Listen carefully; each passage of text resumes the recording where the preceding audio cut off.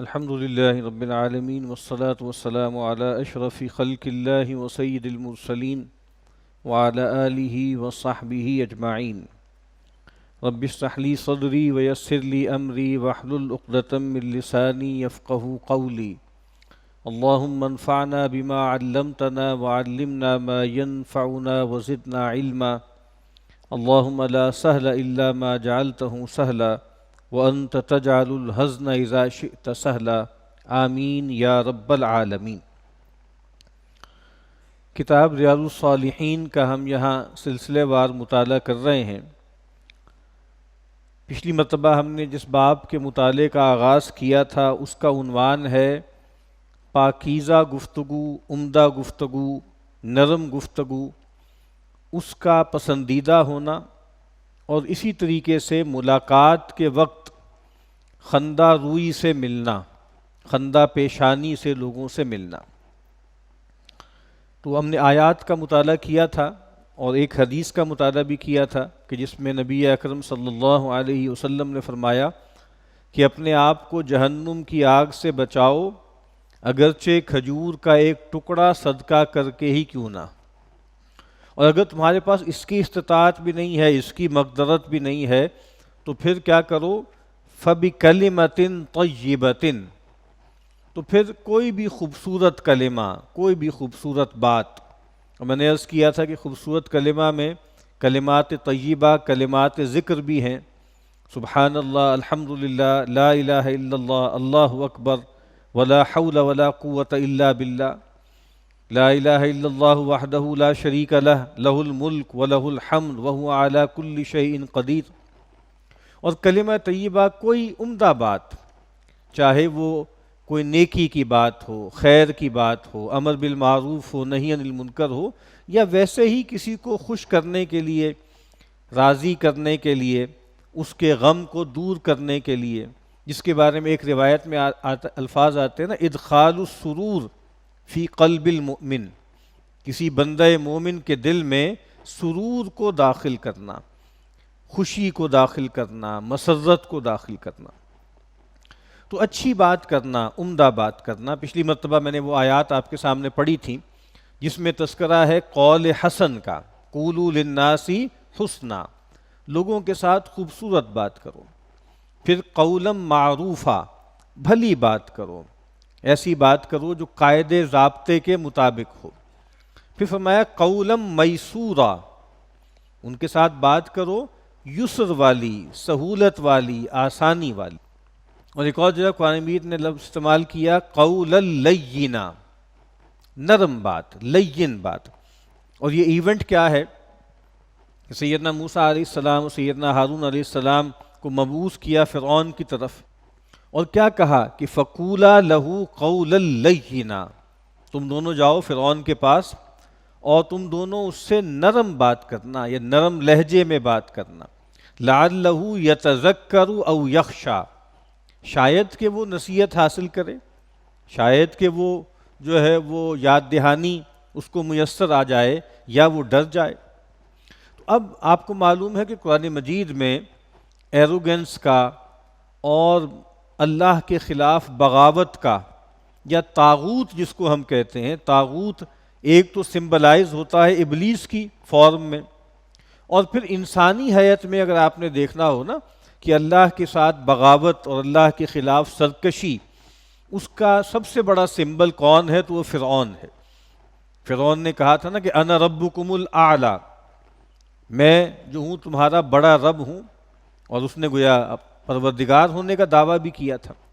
اب اس کے بعد بھیجا جا رہا ہے اپنے دو جلیل القدر پیغمبروں کو، اور ان سے کہا جا رہا ہے کہ بھائی جاؤ اور جا کر ان سے نرم بات کرنا.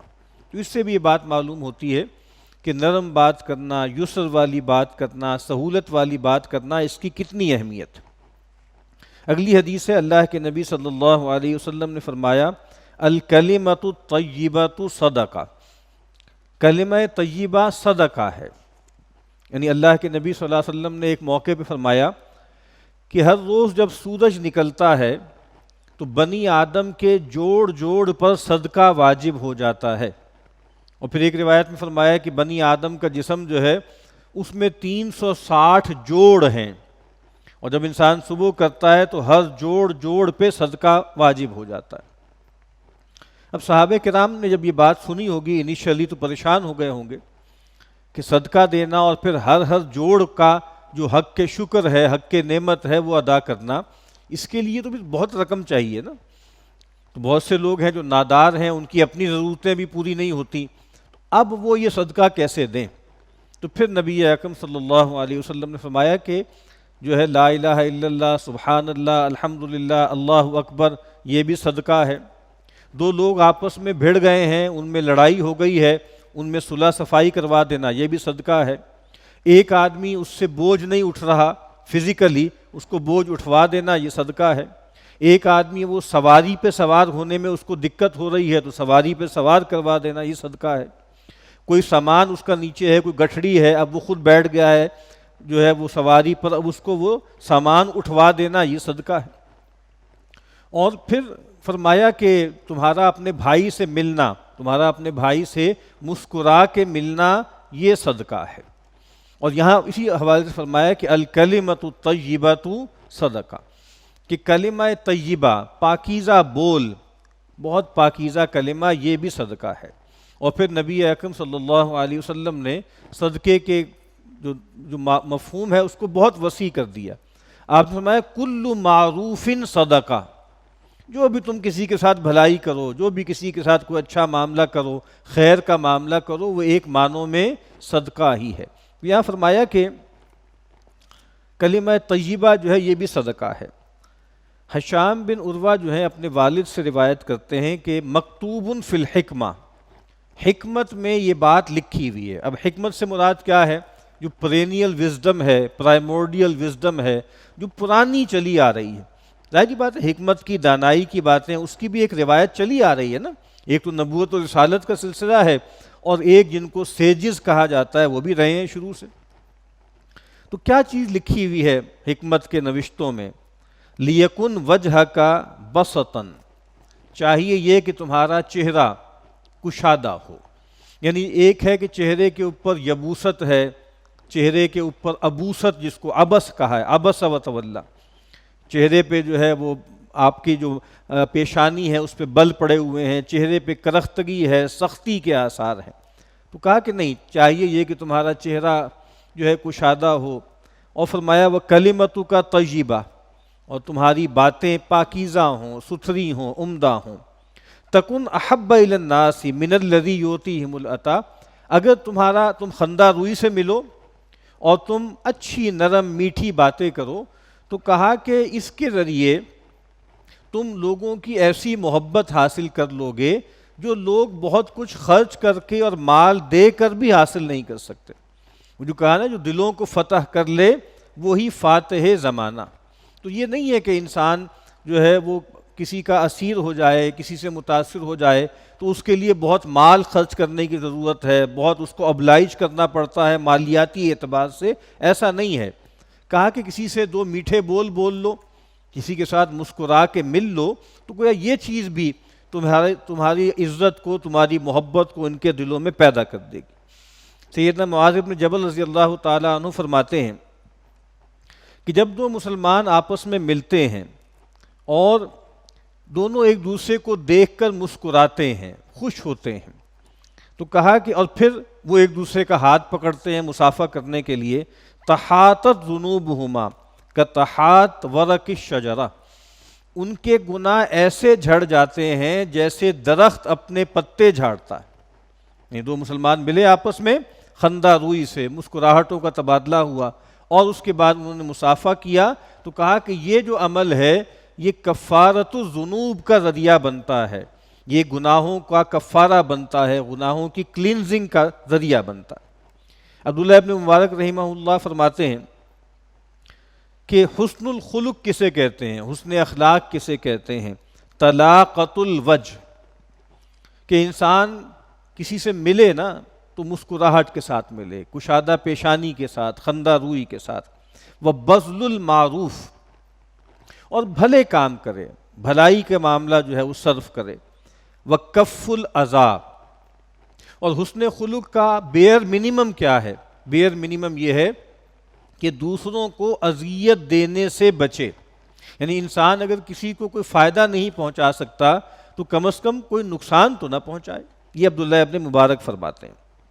حافظ ابن قیم رحمہ اللہ فرماتے ہیں طلاقت الوجہ کے دو ہیں اصل میں انتہائیں. شخصیت میں عام طور پہ دو ٹینڈنسیز ہوتی ہیں، اور جیسے کہ عام طور پہ کہا جاتا ہے کہ جو حسن خلق ہوتا ہے نا وہ ایک گولڈن مین ہوتا ہے. یعنی ایک اینڈ پر جو ہے افراط ہوتا ہے، افراط کا مطلب ہے زیادتی، اور ایک اینڈ پہ تفریط ہوتی ہے. تو جو حسن خلق ہوتا ہے نا وہ درمیان کا جو میڈین ہوتا ہے نا وہ حسن خلق ہوتا ہے. مثال کے طور پر ایک طرف جو ہے وہ سنگ دلی ہے، اور ایک طرف جو ہے آپ سمجھ لیں کہ بہت زیادہ ہنسوڑ پن ہے اور بہت زیادہ شفقت ہے، اور باقاعدہ جیسے آپ کہہ لیں کہ تملک اور خوشامد اور مداہنت ہے. اور درمیان میں کیا ہے؟ درمیان میں شجاعت ہے. ایک طرف جو ہے وہ فضول خرچی ہے، اور ایک طرف جو ہے مثال کے طور پہ بخل ہے. تو درمیان میں کیا ہے؟ وہ سخاوت ہے. تو اسی طریقے سے ابن قیم فرماتے ہیں ایک رویہ ہے انتہائی سختی کا، درستی کا، اور ہر آدمی سے روڈلی پیش آنا، ہر آدمی سے جو ہے سختی سے درستی کے ساتھ معاملہ کرنا. یہ چیز بھی انسان کو خراب کرتی ہے، لوگ اس سے ریپیل کر جاتے ہیں. پچھلی مرتبہ ہم نے وہ آیت پڑھی تھی کہ پیغمبر صلی اللہ علیہ وسلم جو محبوب رب العالمین ہیں اور ویسے بھی تمام انسانوں کے محبوب ہیں، ان کے بارے میں فرمایا کہ وَلَوْ كُنْتَ فَظًّا غَلِيظَ الْقَلْبِ لَانفَضُّوا مِنْ حَوْلِكَ. اگر کہیں آپ سنگ دل ہوتے اور جو ہے آپ کی جو گفتگو ہے، آپ کا کلام، اس میں بھی سختی ہوتی، درستی ہوتی، تو یہ لوگ آپ کے ارد گرد سے چھٹ جاتے، یہ لوگ ادھر تتر بتر ہو جاتے اگر آپ کے اندر یہ معاملات ہوتے. تو یہاں ایک رویہ تو یہ ہے وہ درستی کا ہے. دوسرا رویہ یہ کہ ہر آدمی کے ساتھ انسان بلا وجہ میں، جس کو ہمارے یہاں ایک سلینگ ہے نا، فری ہو جائے. ہر آدمی کے ساتھ جو ہے وہ مذاق شروع کر دے، ہر آدمی کے ساتھ جو ہے بہت زیادہ فریڈم لینا شروع کر دے. یہ چیز بھی ٹھیک نہیں ہے. اس سے انسان کے اندر جو اس کی مہابت ہے، اس کا جو وقار ہے، اس کی جو ہیبت ہے، جو سوبرائٹی ہے اس کی، وہ مجروح ہوتی ہے. تو یہ دونوں انتہائیں غلط ہیں. ایک رویہ جو ہے وہ بہت زیادہ درستی کا ہے، اور ایک بہت زیادہ ہنسوڑ پنا، ہر ایک کے ساتھ جو ہے وہ بہت عجیب قسم کے مذاق کرنا، اس سے بھی انسان کا وقار جاتا رہتا ہے. درمیان کی بات یہی ہے کہ انسان ایک پلیزنٹ شخصیت ہو، انسان ایک میسر آدمی ہو. میسر کا مطلب ایک تو یہ ہوتا ہے نا کہ اویلیبل ہے فلاں آدمی، جناب وہ تو ایکسیسیبل ہی نہیں ہے جی، ان سے تو ملنا ہی بہت مشکل ہے. تو ایک میسر ہونے کا مطلب یہ ہے کہ وہ آدمی کوئی ہٹو بچو نہ ہو، کوئی پروٹوکولز نہ ہو، وہ لوگوں کے لیے ہر وقت جو ہے وہ حاضر ہو. اور دوسرا میسر کا مطلب یسر والا ہونا ہے، سہولت والا، آسانی والا. ایک ایسا آدمی کہ جس سے ڈیل کرنا آسان ہے، ایک ایسا آدمی کہ جس سے آپ کوئی ہنسی مذاق بھی کر لیں اور کبھی کبھی اس کا مذاق بھی اڑا سکتے ہوں. یعنی یہ جو آدمی ہے نا، جو اپنا ایک بہت ہی جیسے بھرم رکھتا ہے اور بہت زیادہ باوقار ہے کہ قریب ترین دوست بھی اس سے مذاق کرنے یا کبھی کبھی مذاق اڑانے سے احتراز کرے، تو ایسا آدمی اچھا آدمی نہیں ہوتا. یعنی نارمل آدمی وہی ہوتا ہے کہ چند لوگ ایسے ہوتے ہیں کہ جو اس سے مذاق کر بھی سکتے ہوں، اور ایٹ ٹائمز یعنی شریعت کی حدود کے اندر رہتے ہوئے جیسے مذاق اڑا بھی سکے. اور جیسے ہمارے بڑے کہتے ہیں نا کہ نارمل آدمی کون ہوتا ہے؟ جو خود اپنے اوپر ہنس سکے، یعنی جو خود کبھی بیٹھا بیٹھا ہنستا رہے کہ بھئی دیکھو میں کتنا بے وقوف آدمی ہوں اور لوگ مجھے پتہ نہیں کیا سمجھتے ہیں. تو اپنے اوپر ہنسنا یہ بھی ایک نارمل آدمی کی نشانی ہے. یہ بات کہ آدمی اپنا ایک سیلف امیج، اپنا پرسونا بہت بڑا بنا لے کہ نہ کوئی دوسرا اس پہ ہنس سکے، نہ خود اپنے اوپر کبھی ہنسے، تو یہ بھی گویا ایک طرح کا استکبار ہے. تو اس سے بھی ہمیں بچنا چاہیے. سیدنا ابو ذر غفاری رضی اللہ تعالیٰ عنہ فرماتے ہیں قال علی رسول اللہ صلی اللہ علیہ وسلم، کہ رسول اللہ صلی اللہ علیہ وسلم نے مجھ سے فرمایا لا تحقرن من المعروف شیئا. اے ابو ذر، کبھی بھی کسی نیکی کو، کسی بھلائی کو حقیر مت جاننا.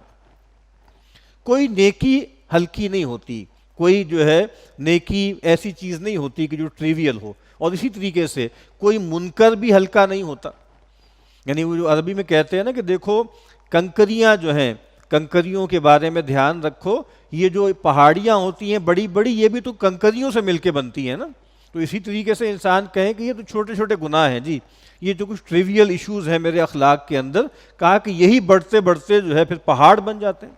تو جس طریقے سے گناہ کو کبھی ہلکا نہیں لینا چاہیے، کبھی ہلکا نہیں جاننا چاہیے، اسی طریقے سے نیکی کرنا اس کو بھی ہلکا نہ جانو۔ جیسے اللہ کے نبی نے فرمایا نا کہ کوئی پڑوسن اپنی پڑوسن کے تحفے کو حقیر نہ جانے، یہاں تک کہ اگر وہ کوئی اس کو بکری کا کھر بھی تحفے میں دے نا تو اس کو حقیر نہ جانے۔ اور اس کے بھی دونوں مطلب علماء نے بیان کیے ہیں کہ ایک تو یہ ہے کہ جس کو تحفہ دیا گیا ہے وہ یہ نہ سمجھے کہ یہ کوئی چیز دی گئی ہے مجھے، بھائی بجائے پھینکنے کے ڈسٹ بن میں مجھے اٹھا کے دے دیا، اتنی ہلکی چیز، اتنی گھٹیا چیز۔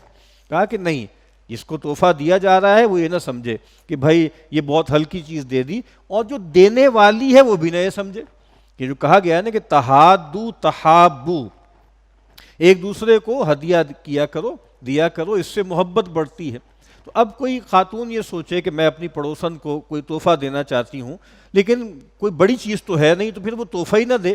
کہا کہ نہیں، بہت کوئی ہلکی چیز بھی تمہارے ذہن میں اگر کوئی ہے نا تو اس کو دینے سے بھی احتراز نہ کرو، اس سے دینے سے بھی بچو نہیں، چاہے وہ بکری کا کھر ہی کیوں نہ ہو۔ تو یہاں فرمایا کہ لا تحقرن من المعروف شیئا، کبھی بھی کسی نیکی کو، کسی بھلائی کو حقیر مت جانو۔ ولو ان تلقا اخاک بوجہ طلیق، اگرچہ وہ نیکی یہی ہو کہ تم اپنے بھائی سے خندہ روئی سے ملاقات کرو، جب تم اپنے بھائی سے ملو تو تمہارے چہرے پر جو ہے وہ مسکراہٹ ہو، تمہاری جو ہے پیشانی کشادہ ہو، اور جیسے ایسے لگے کہ مجھے ریسیو کیا جا رہا ہے بہت اچھے طریقے سے، اور مجھ سے مل کر ان کو خوشی ہوئی ہے، راحت ہوئی ہے۔ تو کہا یہ بھی نیکی ہے۔ تم ظاہری بات ہے کسی کو کچھ دے نہیں سکتے، کوئی جو ہے نہ ان کیش نہ ان کائنڈ تم کسی کی مدد نہیں کر سکتے، یہ تو کر ہی سکتے ہو نا، جب تمہارا کوئی بھائی تم سے ملے تو اس کو جو ہے مسکراہٹ کے ساتھ اور خندہ روئی کے ساتھ اور کشادہ پیشانی کے ساتھ ملو۔ تو یہ باب تھا جس میں ہم نے وہ احادیث پڑھی جس میں نبی اکرم صلی اللہ علیہ وسلم نے توجہ دلائی ہے کہ جو اچھا بول ہے، جو میٹھا بول ہے، اس کی کیا فضیلت ہے، اور اسی طریقے سے خندہ روئی سے، کشادہ پیشانی سے اپنے بھائی سے ملنا، اس کی کیا فضیلت ہے۔ اللہ تعالی ہمیں اس کی توفیق عطا فرمائے۔